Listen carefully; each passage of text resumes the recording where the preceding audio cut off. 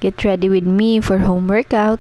Good morning mga Mima. Hindi tayo nakapag-walking kahapon. Iba-iba kasi yung weather so naisipan ko na mag-home workout na lang muna. And since may stationary bike naman ako, edi yun na lang ginamit ko. Starter ng warm-up. Buti na lang talaga meron ako nito sa bahay kaya anytime pwedeng-pwede akong mag-workout. Nagamit ko to pang warm-up o di naman kaya pang cool down. Ginamit ko pala tong timer ng wheel roller ko. Wala kasing battery yung sa stationary bike ko so yun na lang muna. Spin muna tayo for 5 minutes. Ayan, after mag-stationary bike, konting stretching naman tayo.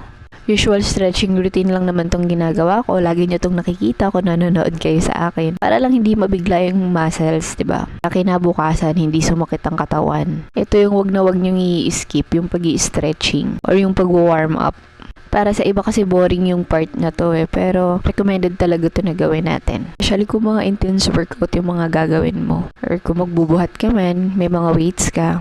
Kailangan mo mag-stretching. Focus ko pala ngayon is yung glutes and legs ko.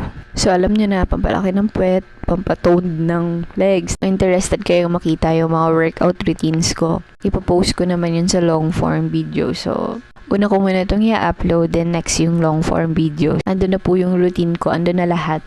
Pati yung mga buhat-buhat ko. So, ayun lang. Thank you sa panonood and let's go na. Workout na natin yan. Bye!